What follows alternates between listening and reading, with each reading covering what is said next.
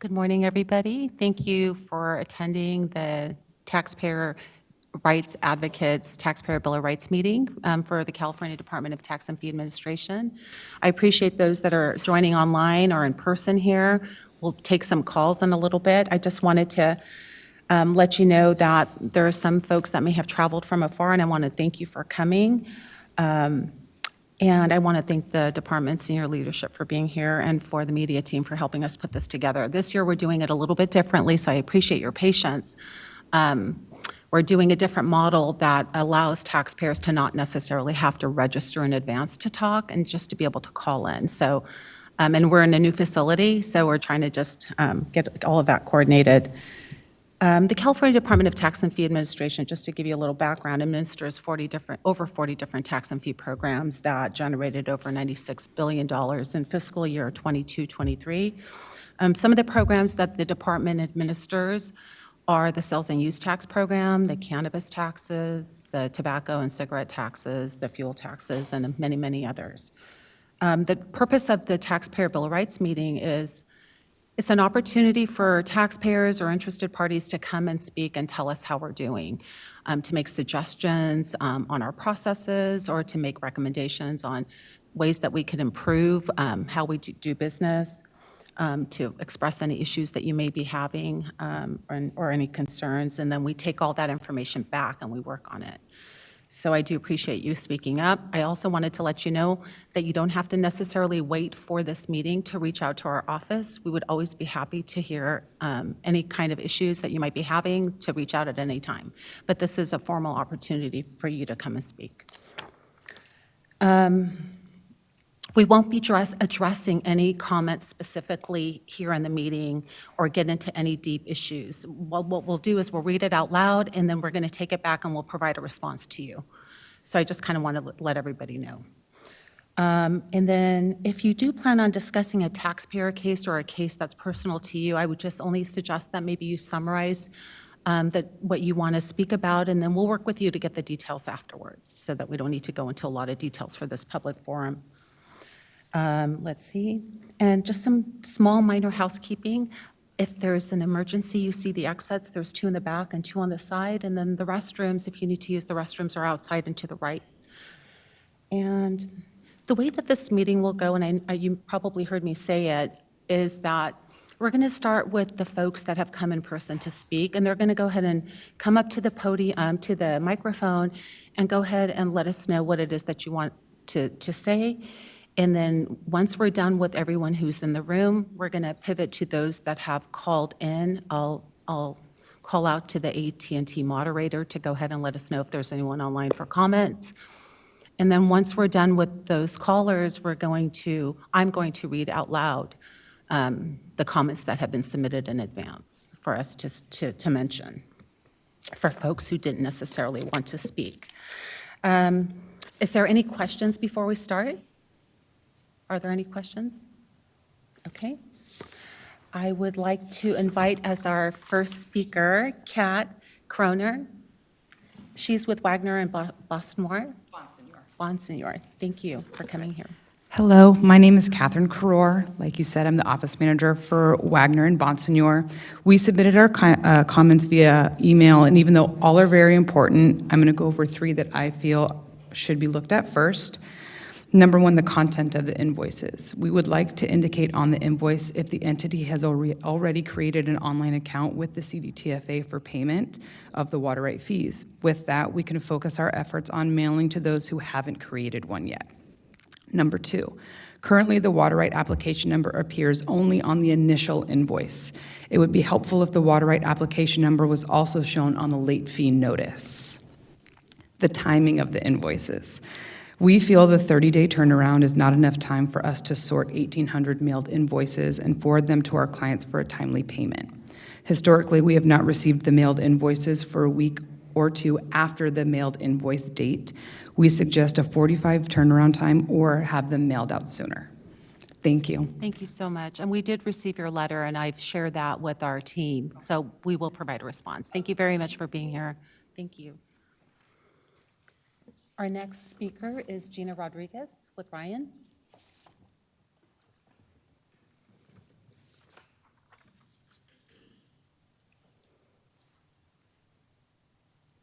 Good morning. How are you? Good.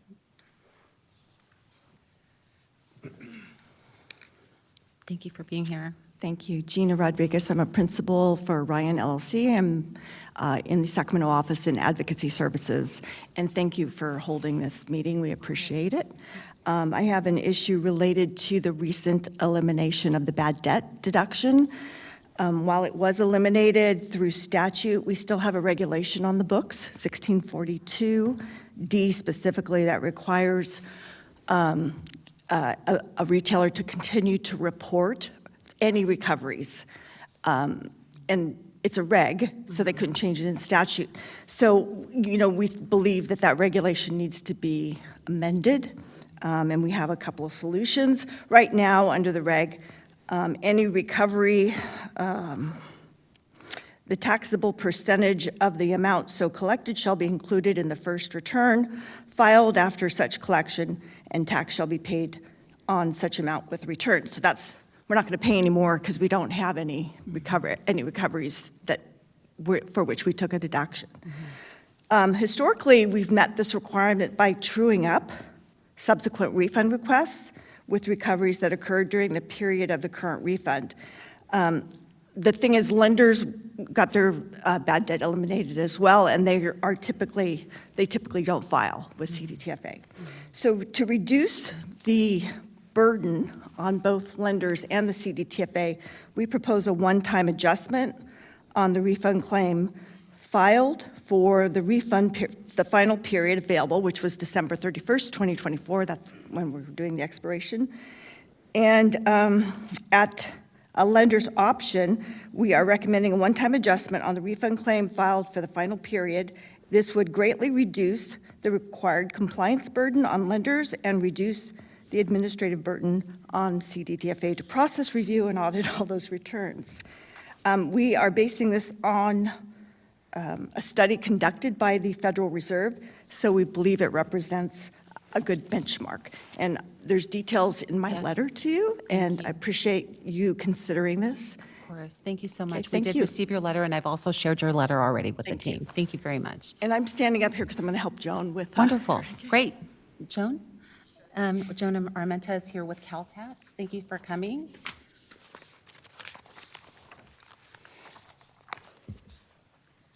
Good morning. Good morning. I'm Joan Armenta Roberts, representing CalTax, and also I'm an individual consultant.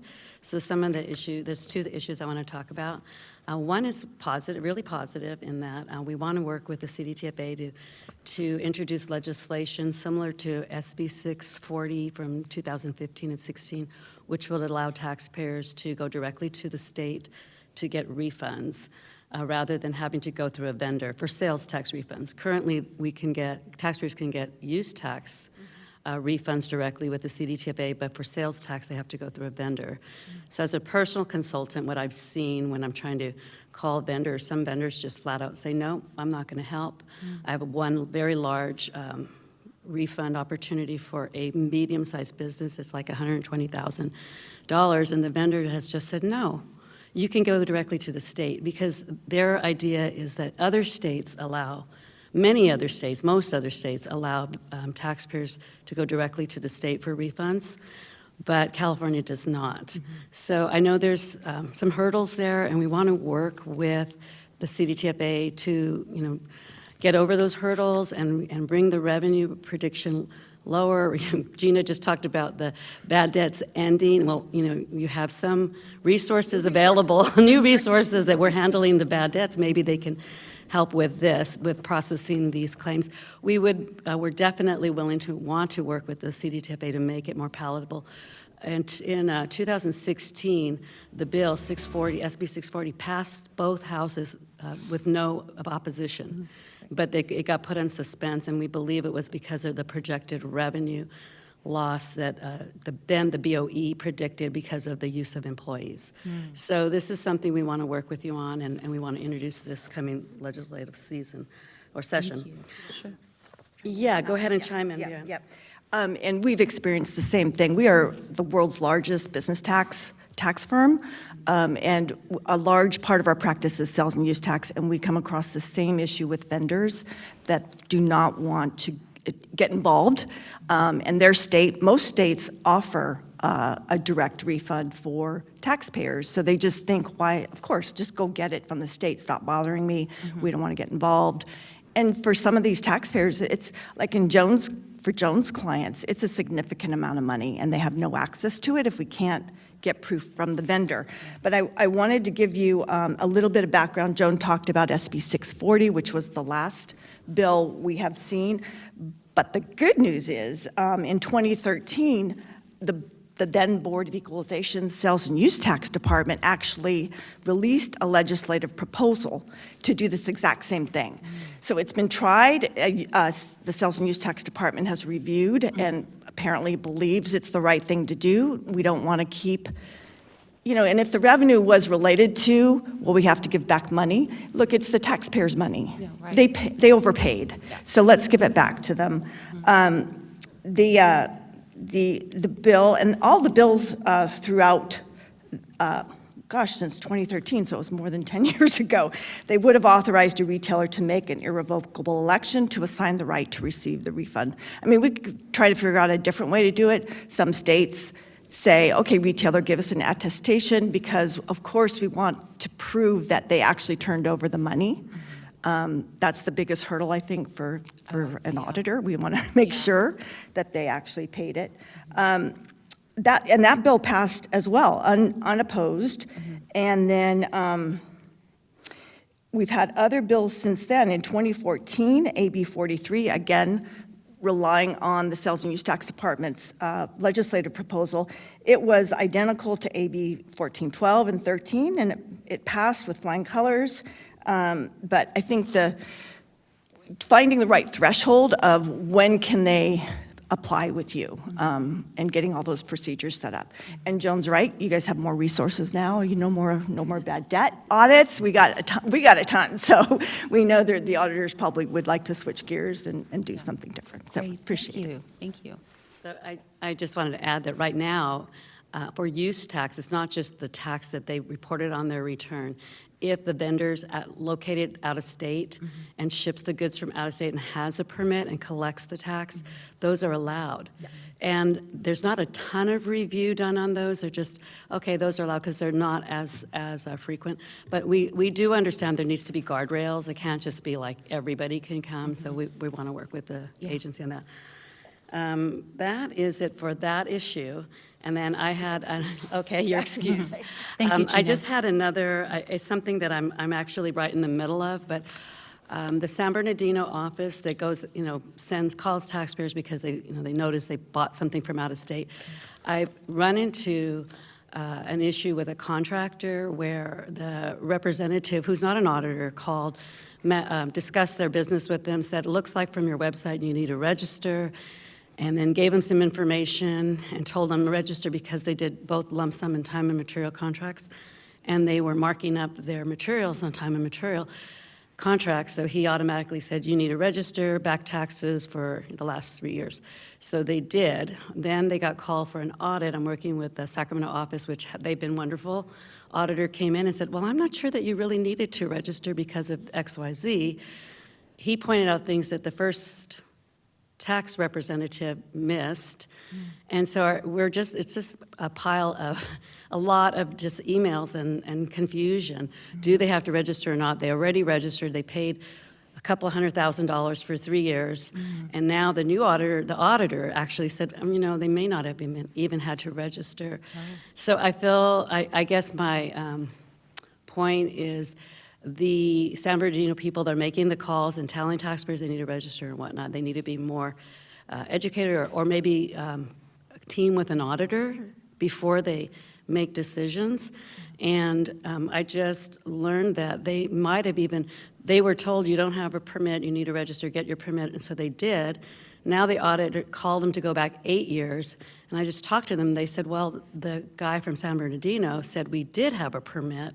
So there's just some bunch of confusion here that I'm trying to get to the bottom of. But I guess the real point is there needs to be more team effort with the CDTFA, San Bernardino office people that are making these calls. Thank you. Can I connect with you later to get the details of that case? Okay, great. Definitely. Thank Okay. you, Joan. I Thank you. appreciate that. Thank you. Great. Okay, I think we're done with our in-house speakers. We're going to go ahead and pivot to anyone who, oh, actually, let me just ask, is there anybody else here who didn't necessarily sign in who would like to speak? Please, come on up.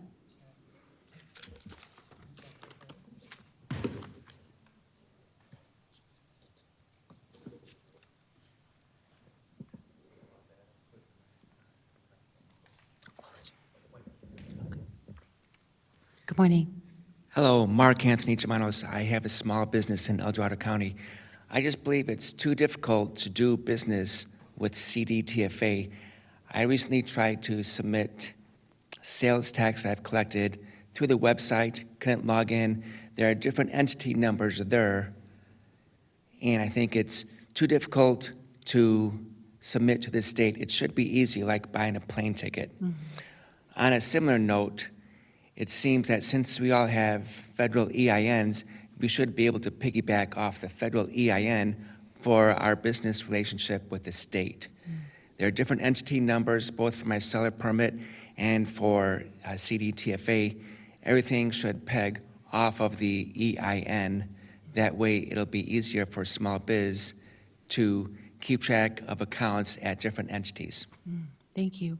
Can I ask you, do you have a sales and use tax account? Is that what you were having trouble with? Yes. Okay. And were you actually able to get any help? No. And the weird thing is, I've been doing this for 20 years, but it seems every other year I have to go through this reset process. Yeah. And it doesn't have to be that difficult. I can buy a plane ticket to Boston easier than I can give the state money. Thank you. Can I ask you, is it possible, I didn't get your name and phone number, so I can connect with you after this meeting, just so that we can maybe take a look and see what exactly you were having an issue with. It would be very helpful for us to be able to fix that. Okay. Yeah, thank you very much. I appreciate you coming. Thank you. Is there anybody else here who would like to speak? Perfect, thank you.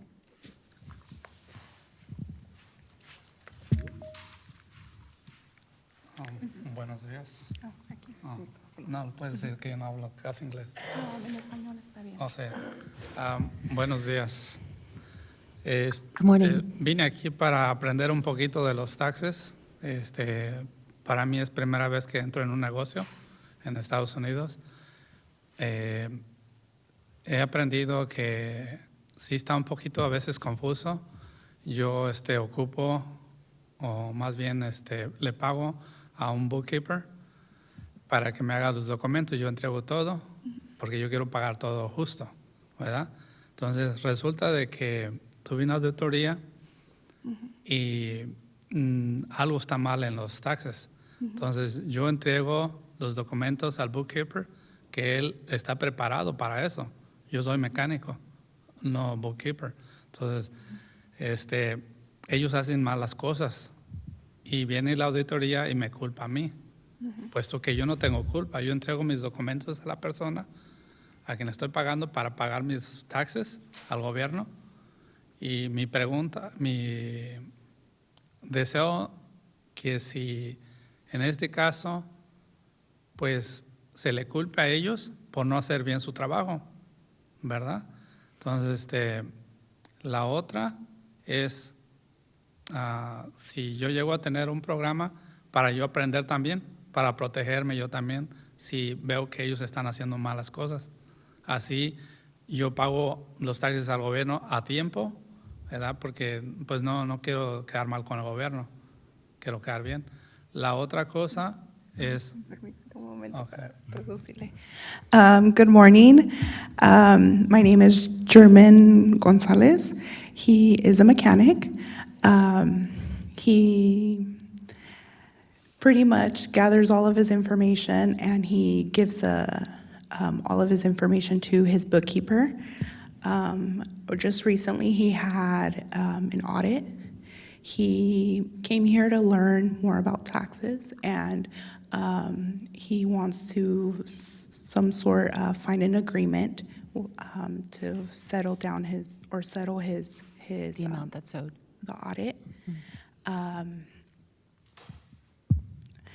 So he wants to learn more about the programs, if there's any some sort of opportunity for him to learn the back end, and find some sort of agreement, because he believes that he doesn't have much fault since he turns in all his paperwork over to his bookkeeper. Right, I understand. Can you please let him know? Is there anything else he wanted to share before I respond? ¿Hay algo más? Sí. Por esa razón quiero que se aclare bien, porque tengo un empleado, cuando ellos dicen, debes tanto, yo pago, digo, está bien, el negocio va más o menos bien. Entonces, el dinero que yo tengo es para proteger el taller, pagar al empleado, y después vienen diciéndome que yo debo dinero y no tengo dinero suficiente para pagar. Entonces, si las cosas se hacen bien, yo voy a ver si me conviene estar en el negocio o cierro, porque de otra manera pues me quedo sin dinero y no puedo pagar al gobierno. He says the bookkeeper comes back to him and tells him, like, okay, well, you owe this amount of money. And then he pays the bookkeeper, and then later down the road, he finds out that he owes more. He's like, I wish that someone would tell me since the beginning how much it would be, just so I know how, so I can pay it up front before months pass, and I don't have any money to pay for it. Yeah. Just para aclarar, es que si ves que tu negocio no te está dando suficiente dinero o no va bien, tú a tiempo puedes cerrar sin deber dinero. Yeah. Esa es la razón Yeah. por la cual es importante que cuando se reporten los impuestos, que yo tengo que mirar si me conviene estar en el negocio o no. Y es un error cuando ellos te dicen debes tanto y después al año viene el departamento de taxes y me dice, creo que debes más dinero, pero ya no tienes dinero, Yeah. porque ya lo invertiste en el empleado, en las rentas y en los biles. Yeah. Y ahí ese es el problema. He says that he wants to know ahead of time how much he owes, just to see if the business is really worth it. He's like, it's very unfortunate that months pass and you're paying this amount of money, and then once you get audit, you owe more money, and after you pay rent, all of your other bills, expenses, you don't have that much money, and at the end of the day, it turns out like the business is not worth it. Yeah, I understand what you mean. Thank you. Was there anything else? No, estaría bien todo. Can you please let him know that, does he have time to stick around till the end of the meeting so I can actually speak with him? And I'll provide as much information as I can today. And then what I'd like to do is be able to connect with him again once I have a chance to look at his case, or our office will look at his case. But today I can give him some information after this meeting. So if he doesn't mind waiting, and then we can talk about it after. Would that be great? Is that okay? Okay. Si puede esperar después del evento, va a obtener más información de usted, le va a dar información y llegará a una solución. Me parece bien. Great. Thank you so much. Thank you for coming and speaking. Thank you. Is there anybody else? No? All right. AT&T moderator, are you there? Yes. Thank you. Do we have any callers? And you mean for comment? Yes. Just one moment, ladies and gentlemen. If you wish to make a comment, please press 1, then on your telephone keypad. You may withdraw your comment at any time by repeating the 1-0 command. If you're using a speakerphone, please pick up the handset before pressing the numbers. Once again, if you wish to make a comment, please press 1, then 0.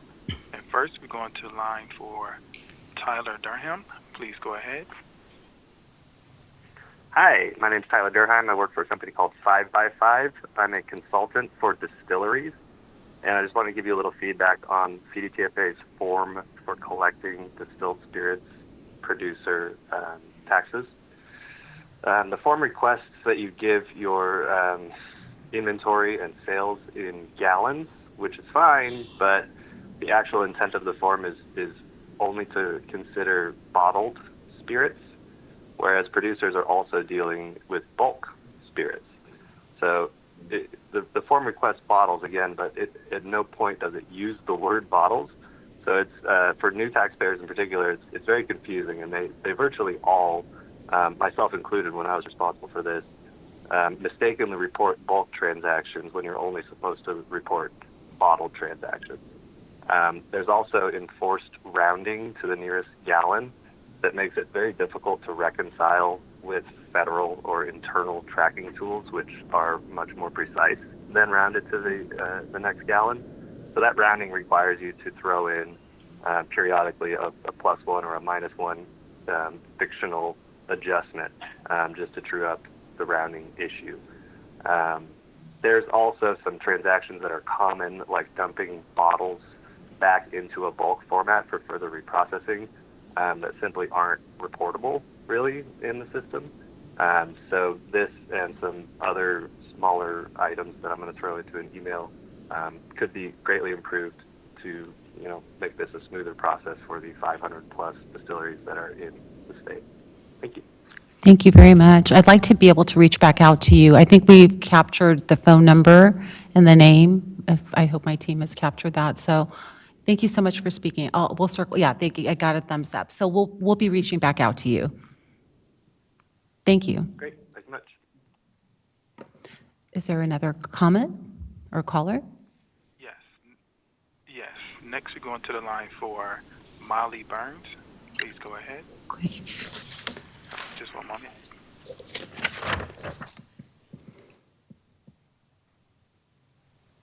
Mis taxes, la persona que me hace mis taxes me dice que me tiene que...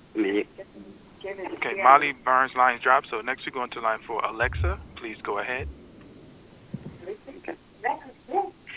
No, mi problema es que voy a hacer mis taxes y el problema es que no me llegan, ¿va? Y porque me dice la que me hace los taxes, la señorita, que me han mandado una carta con un código, un número, ¿va? ¿No? Entonces, ¿qué? Eso es donde tú pagas, no donde te pagas. Thank you. We have an interpreter. 1 second, please.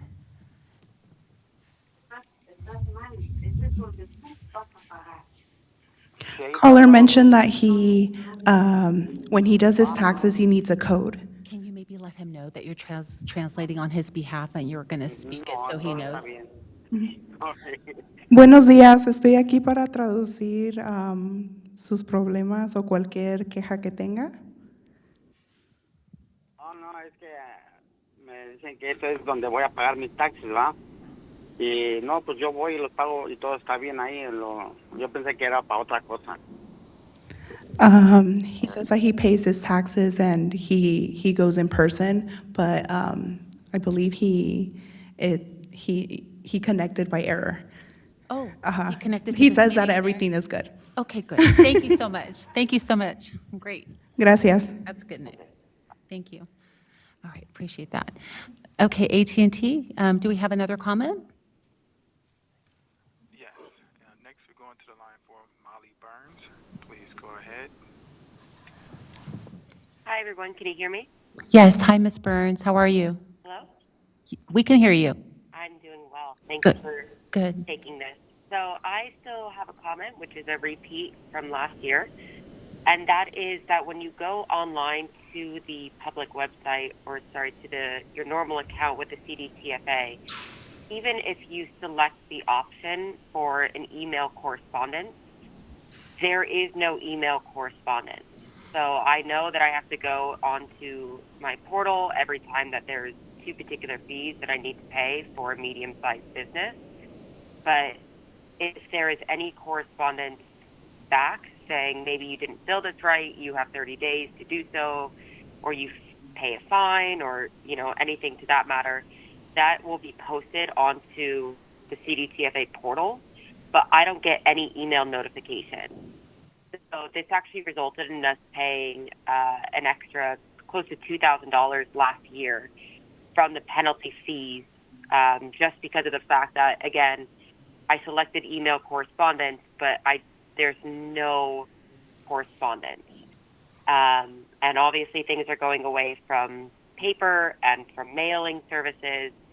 So if there's not going to be any mailing services and the portal isn't actually sending out emails, there's no way that I'm actually getting any information unless I'm constantly going into the portal. Yeah. I'm really sorry to hear this. So if there's a way that we could fix that, that Yeah, would we'll be fix great it. because this has been 2 years in a row. Yeah.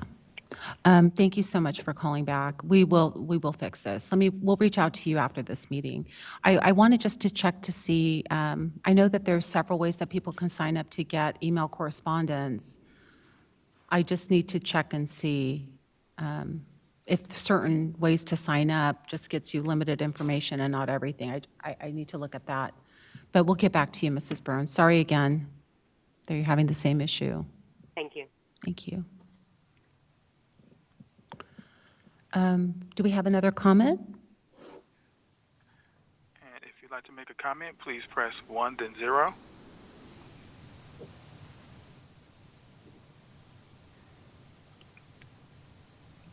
And there are no, actually, we're going to the line for Darren Story. Please go ahead. Yes, hello. My name is Darren Story. I'm a cannabis operator in California. My comment is particularly around Regulation 3802. It's an emergency regulation right now. The CDTFA is going to attempt to make it a permanent regulation. The CDTFA, however, has no legal authority to tax on anything other than cannabis and cannabis goods. They're strictly defined in the Health and Safety Code. So this is a stretch to assume that they can tax on packaging and anything else related to cannabis. They're already charging sales tax on that. So they don't really have the authority legally to charge for all of the extra goods other than the cannabis and the cannabis goods for excise tax. I think you guys should look into this and try and give them a heads up that this will be challenged in court and they will probably lose. Thank you, Mr. Story. Thank you for your comment. Was there anything else?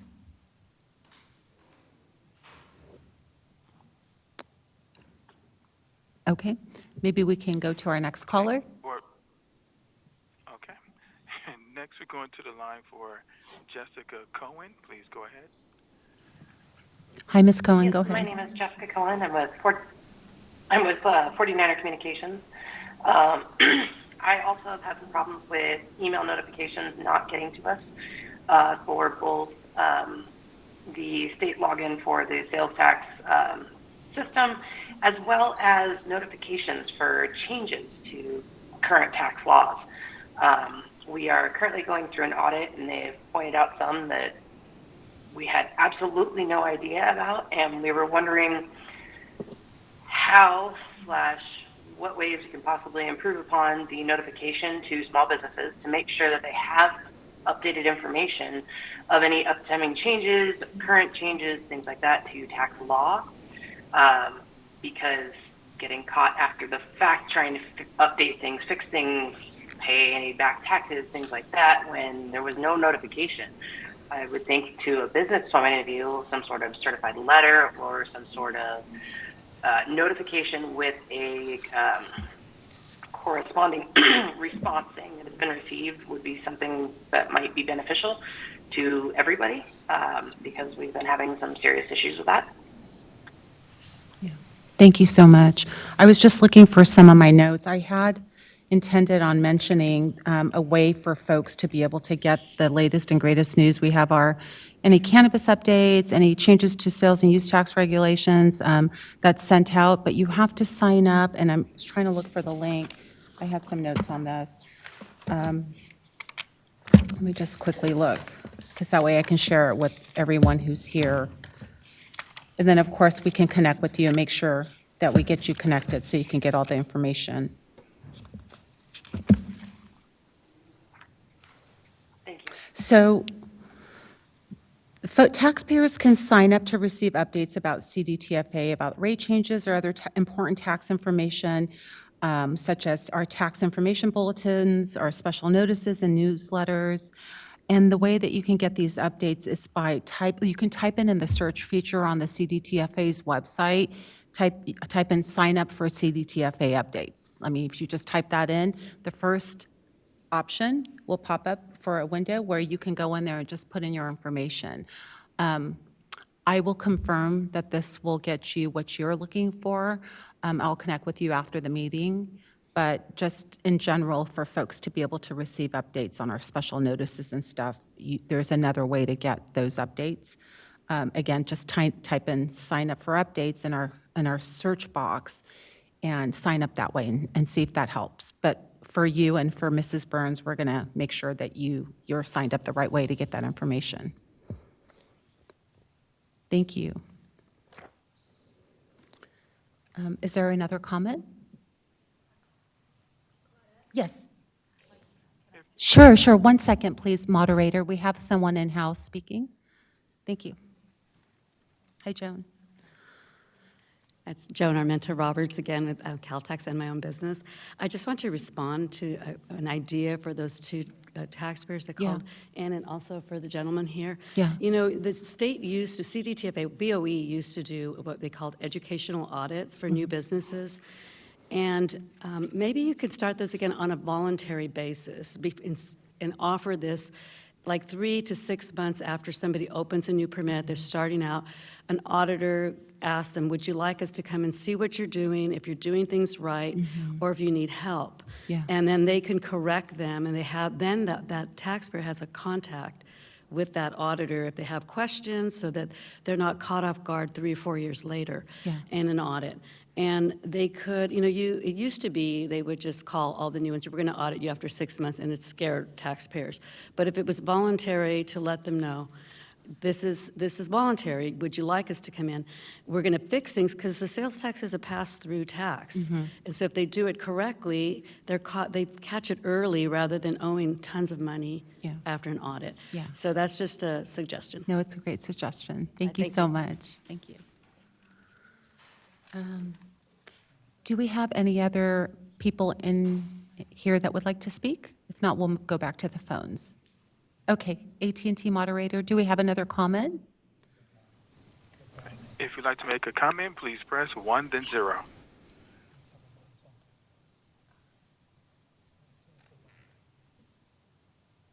There are no more comments in queue. Okay, great. Thank you. So we'll go ahead and I'll read out some of the comments that we received by email where folks asked us to share.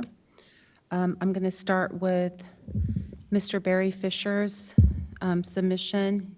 He submitted a comment stating that he would like to see CDTFA accept a standard file that taxpayers can easily upload when tax season arrives.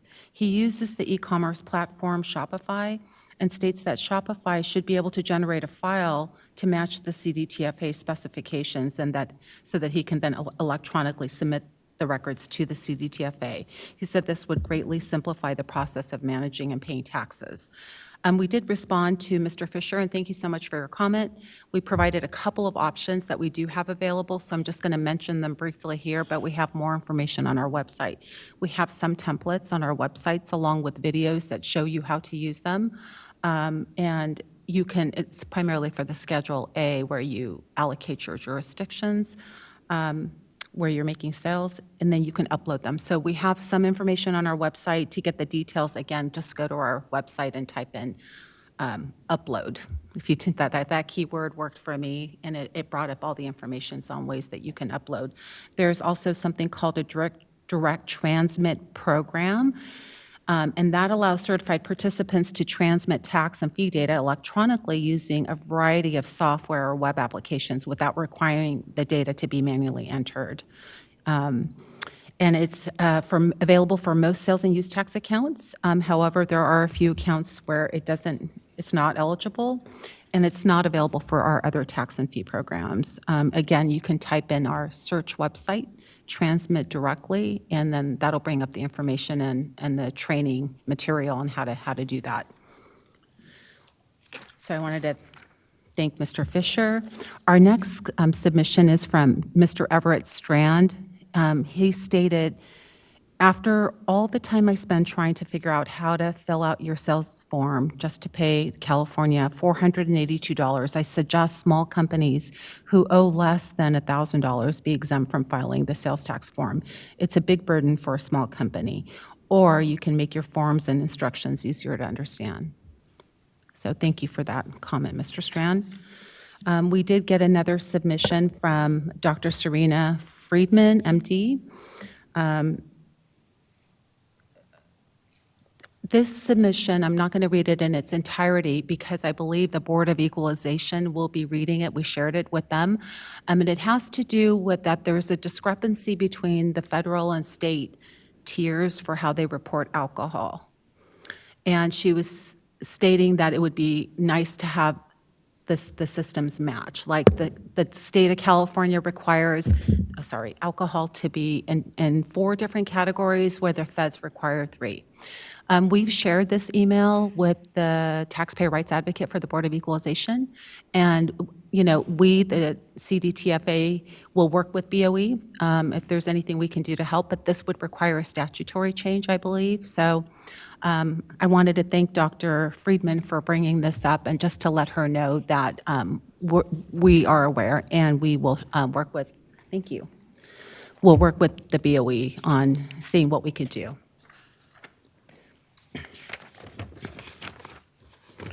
Our next comment is from Ms. Susanna Harder. She stated that she owns a jewelry making hobby, and she actually loses money on the hobby and gives many of her pieces to charity.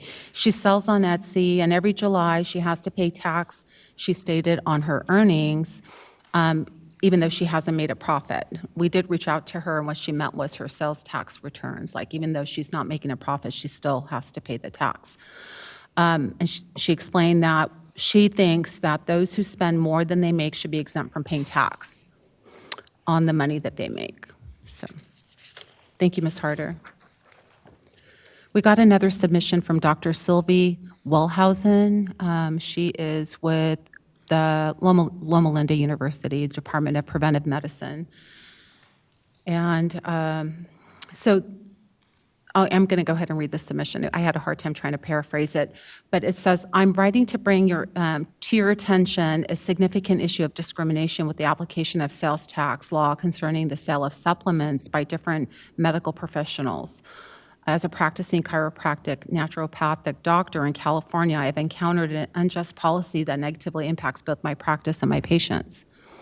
The issue at hand is that the sales and use tax laws in California mandate that supplements sold by chiropractors or naturopathic doctors are subject to sales tax, whereas medical doctors and doctors of osteopathy are exempt from paying sales tax on the same supplements when sold as a part of their treatment plan. This policy is inherently discriminatory and contradicts the principles of fair and equal treatment under the law. Dr. Wellhausen did go on to explain other areas where she felt that our practice or the way that the law is written is not fair. We have the submission and we will look into this, but unfortunately, this is a matter of statute. So I believe this the way that the law is written that requires it to be taxed the way it is. So it would require a statutory change. But we'll definitely take it back and look at it. And I wanted to thank you for writing in about this. We got a submission from Jennifer Crone, CPA. I represent a company that does business primarily in the state of California. They're constantly running into cash flow issues because they have to pay the sales tax sometimes months before they collect payment from the state controller's office. I believe there should be an exception to the sales tax due when the product is shipped for shipments to the state. We often don't get paid from the state until 60 or 90 days after the product's shipped. Meanwhile, we have to pay the tax on the 24th of the month following the shipment. The sales are often sizable amounts, so it makes paying the tax difficult. Seems like the state might be borrowing money interest-free from small businesses it works with. Please consider making a change to this law. Thank you, Ms. Crone. We got a comment from Ms. Kim Hansen with JW Hansen Heating and Air. She said, can I please offer a suggestion that if a company receives the waiver for the occupational lead poisoning fee for X number of years, that the waiver be extended indefinitely and without having to apply for it every year. Our company has received the waiver every year, but every year consumes roughly 3 hours to pull and scan the invoices and prove that we're not using lead or lead-based items. It would be wonderful to have it grandfathered in, for lack of a better word, for those of us that just don't apply, that it just doesn't apply to, without having to pull in all the extra time. Thank you, Ms. Hanson. We have a submission from Michael Hawkins with Automotive Services. He says, I would like to encourage the CDTFA to stop requiring monthly reports when there's nothing to report. I have a tiny auto wholesale business waiting for the right opportunities to purchase some inventory. I've had nothing to report for years that I've been in business. Instead, every month I have to go online and file a report that nothing has happened.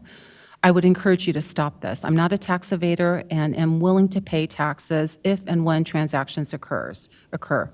This whole monthly report is very tedious and ties up everyone's resources that could be better spent. We did reach out to Mr. Hawkins when we got this submission, and our, we worked with the field office, I think, to try to change how frequently he has to report. Like if he's not reporting any taxable sales, we could change the reporting frequency. So like taxpayers, again, I just want to encourage folks to reach out. You don't have to wait for this meeting to come. There's sometimes ways that we can help right away. Thank you. We did get a submission in from Mr. Alan White with My Town Rocks. He said, we citizens are constantly being told to pay taxes for this purpose or that purpose, but those services never seem to measure up to expectations. He explained that his most often lament is that we are taxed for specific purposes, but that the money is used elsewhere. If you tax me for it, use the money for that purpose only. Thank you, Mr. White. We got a submission in from Dietrich Erbelding, I hope I said that correctly, from Pocket Coach Publications. They asked, or they said, that it is impossible to file online and receive updated, complex, and overcomplicated layers of clearance codes in time to file our sales tax returns online. So we've resorted to printing out the form, filling it out, and sending it in with payment through the mail. Please fix this. We received a submission from Ms. Sarah Carr. She is with the Sierra County Public Works. Ms. Carr says, the diesel fuel tax due date of 7/31/2024 is difficult to meet due to our fiscal year ending in June and the exceptional workload for July. I would suggest that the report must be filed by July 31, that's reasonable, but that the payment should be due the following month by 8/31. I'm at the mercy of when my auditor controllers issue checks, and we are old school and don't make ACH payments. We end up paying a penalty every year, and I'm trying to avoid that. Thank you, Ms. Carr. I wanted to ask if there's a Ronald Altanu here in person? No? Okay. He indicated that he might come in person, so to present his comments, but since he's not here, I'll read them out loud. He's the Director of Operations from the California Skin Care and Day Spa. He says, I'd like to share some ideas, discuss issues, express concerns, and offer recommendations regarding the administration of your business tax and fee programs. Streamlining processes. He'd like us to be able to digitalize and automate filing processes to minimize manual errors and improve overall efficiency. Develop a user-friendly online portal that consolidates all tax-related services would significantly enhance the experience for businesses. Regarding educational initiatives, he stated that implementing webinars and workshops designed to help businesses better understand compliance, updates, and regulations would be highly beneficial. I just wanted to chime in with respect to that comment, that we do have a ton of material online.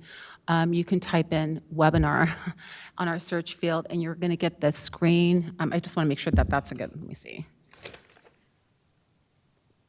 Okay, you can type in the search term education on our website. I was trying to find an easy word for people to be able to just search, and you're going to get a window that has clinics, workshops, YouTube videos, all sorts of information that's available for taxpayers.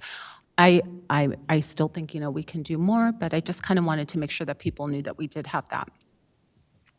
Regarding feedback mechanism, he stated Introducing regular surveys or feedback loops would provide businesses with an opportunity to share their experiences, suggest improvements to our current processes. I just wanted to chime in with respect to that comment too, because we recently launched a new survey, I would say in July. It was in July that we sent it, right, Diana?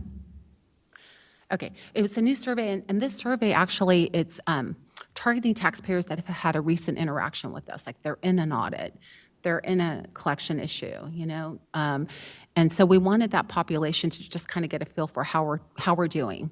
And we asked them if they've used our online services, we asked them if they actually went into a field office, or if like we contacted them by phone, by letter, that sort of thing, to kind of get a pulse of how we're doing, and giving them it's an anonymous survey, but we're giving them an opportunity to provide feedback, and we've gotten the first results back. And so like we're learning from it and knowing like where we need to hone in and where we need to make some improvements. And I think this survey is going to be an ongoing survey that's going to continually improve so that we can really get down to what the issues are so that we can help. Mr.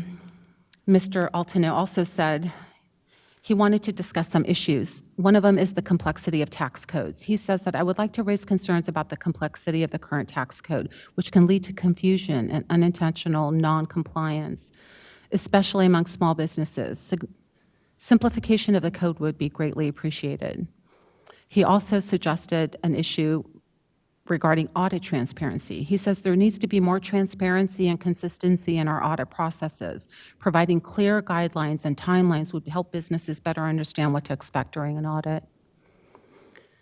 He claims that we need to improve on our response times. He says, I am concerned about the extended time it often takes to resolve issues or receive responses from CDTFA.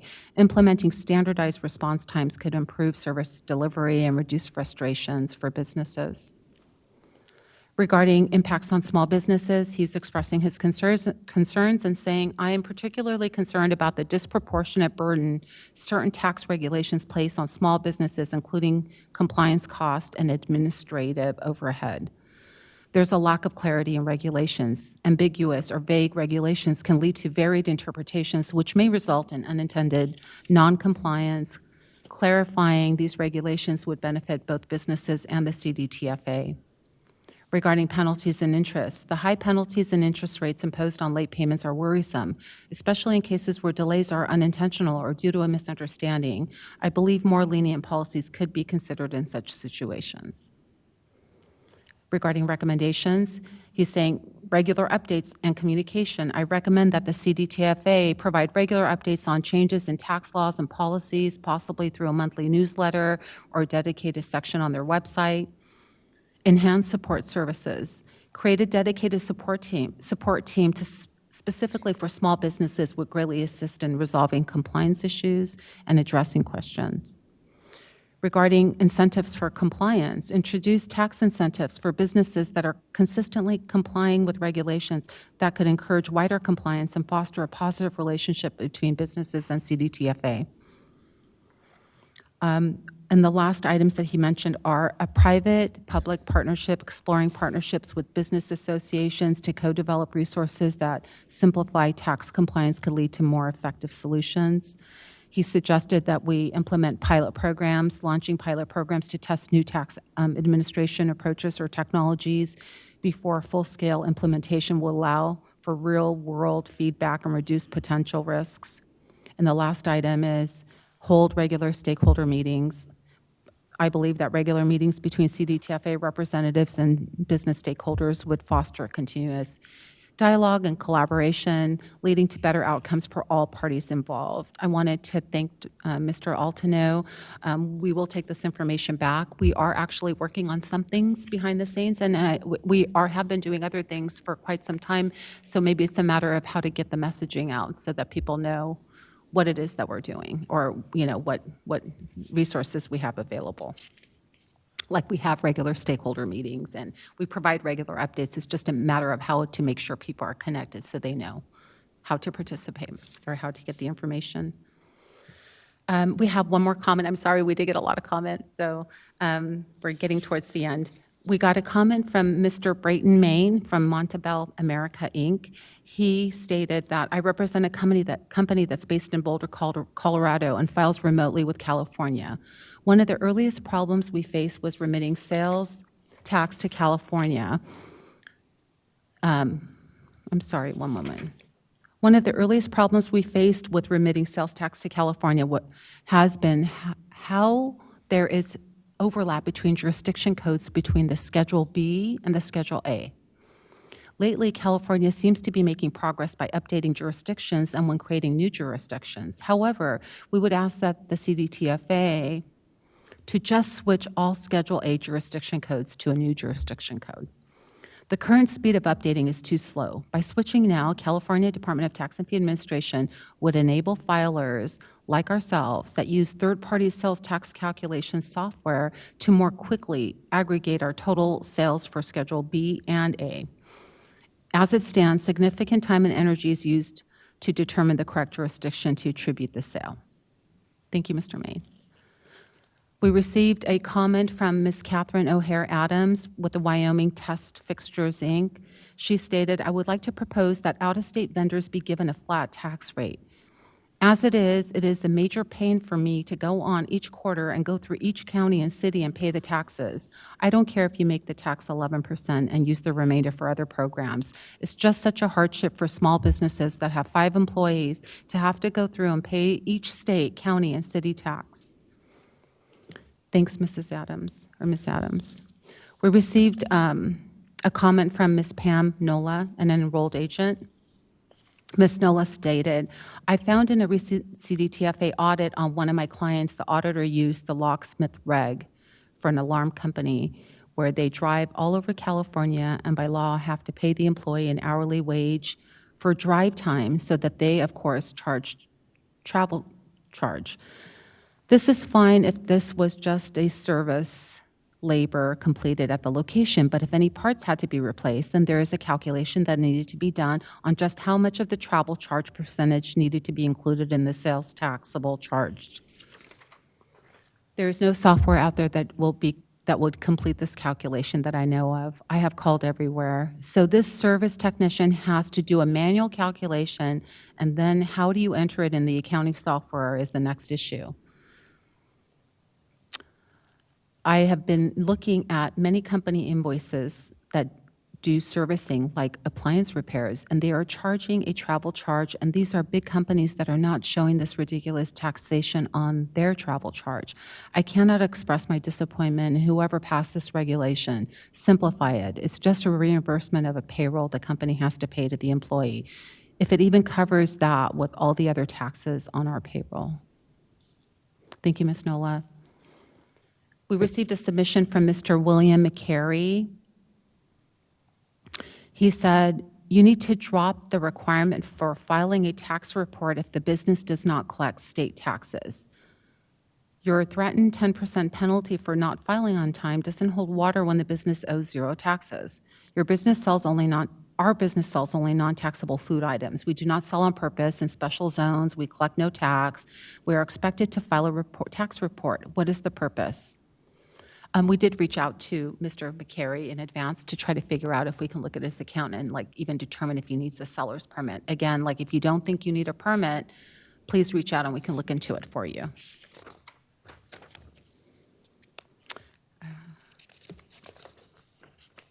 Okay.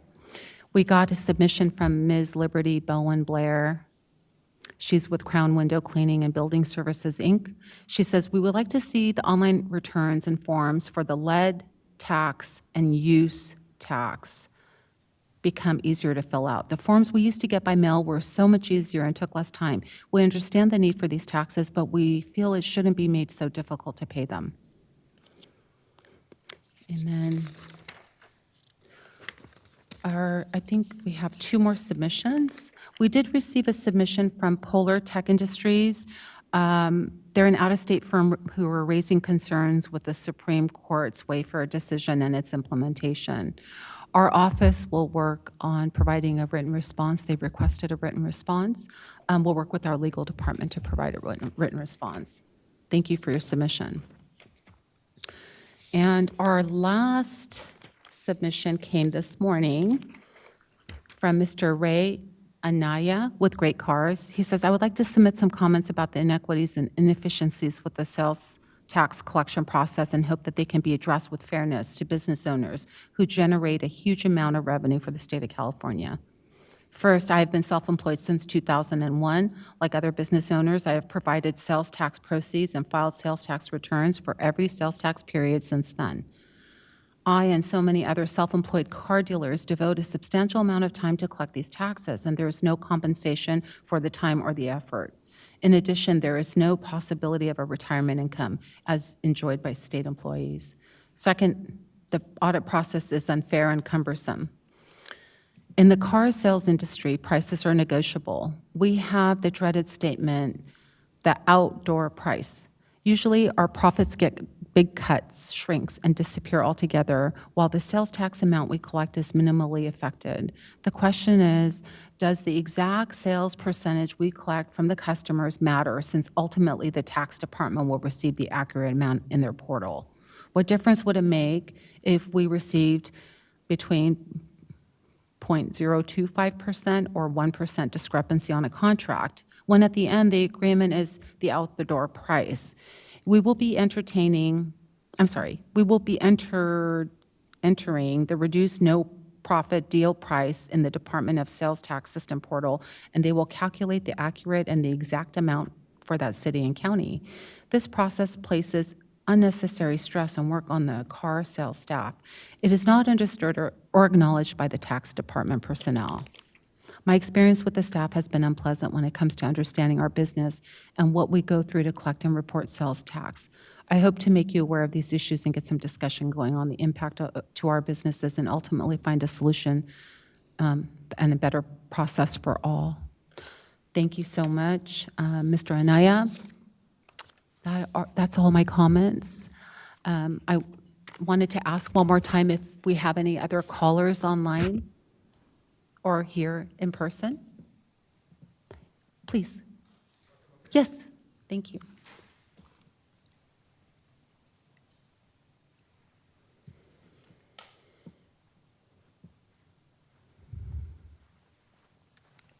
Hello, my name is Kevin, and I used to be a partner in a used car dealership. Now that you've had this comment, Yeah. A couple of years ago, I was going through some medical problems, and I was doing some chemotherapy, so I was absent from my business for a little bit, and turned out that my partner did not care enough to pay the sales tax. And well, he did, but not all of it. Mm-hmm. So I ended up getting an audit and a big bill. So after hiring a couple of lawyers and all of that, and spending so much money only to be told, should I step back? Oh, thanks. Appreciate it. Thank you. This is my moment on stage. Anyhow, only to be told that, the money was owed, and since then he has left, and I kept the business. I'm a mechanic by trade, so my job was always in the back, not in the front. Mm-hmm. I had no idea what was going on in the office, but that's my fault. So I've talked to CDTFA, and I said, look, this money is owed. I'm here. I want to pay it. It's just been very rough dealing with them in the sense that, I will have one payment schedule, monthly payments with them, and then it's constantly being pushed to go up to a point where it's beyond my control. I can't pay, Meaning the payment amount is being asked to be increased? Yeah, it just seems like I'll go for 2-3 months, and then I'll get a call saying, oh, by the way, your interest keeps going up, and the interest is just, I can't even get my mind around it. So with that said, I deal with them all the time, and yesterday, to this gentleman that just said the comment, I spent 3 hours on the phone with them yesterday over discrepancies of $14 from 2022. And I have to hire somebody that kind of knows how to do this stuff just to come and sit with me rather than me being at work and trying to make this money to help you pay. And so we went all the way back to September of 2022 and pulled some deals from last week, and there is discrepancies. And when there's that AB 15 law where we're having to pay the DMV directly, so I go and this is how much I collected, $8.75 in Sacramento, plus my registration, and I pay it, and I get a receipt. And in my mind, I'm done. I'm going to go to work and get into a car and fix it, not be on the phone Yeah. trying to explain where did $14 go. Yeah. It's sorry very to hear difficult. It's that. to a point where you're like, it's just, I'm sick. I even sent them when I was gone. I sent them, my medical bills, $15,000 a month just for me to get chemo because I'm a business owner. I don't have insurance. I have to pay for everything out of pocket Yeah. for me to be standing in front of you today. But what's stopping me from just saying, hey, I'm just going to go on disability and just not, I'm talking to CDTFA and I'm saying, I'm here. I owe. I want to pay. Yeah. I'm really sorry. But work with me so I can stay in business rather than shut down. Because if I shut down, then 4 other people are going to lose their jobs. Yeah. No, definitely. We don't want you to shut down. We Right. wanna help I you. don't. I don't want to do that. As sick as I am and I'm still dealing with this, I'm still standing, I'm still walking, I'm still working. I refuse to be on, government aid. Right. But- Are you local, or did you fly in for this? No, I'm Are you- here. You're local? Yeah. Okay. I was just a little late because I couldn't find the building. I kept driving around. Oh, I know, we're at a new location. Right. But Gosh. to his thing, it's to the gentleman that said, most of our customers, especially right now, the economy is really bad. Customers, they all want to know is what's an out-the-door price, and you're having to calculate all of these things. But discrepancies of $14 can take up 3 hours of my day yesterday. Yeah, and no, and I that have shouldn't I have a happen. call with them this afternoon. So after I finish here, I got another call. Can we connect after this meeting? Please. Okay, if you don't mind. Thank you. If you don't mind waiting around, I'd love to be able to talk to you and get some details. Thank you. Thank you very much. Kevin, right? Thank you. Do we have any other speakers in the building? No? I think then we are done. I wanted to thank everybody for coming and for calling in, for traveling if you've traveled. I really appreciate it. We're going to take all this information back and work with the department to see what we can do, how we can help. Thanks again, and I think that concludes our meeting.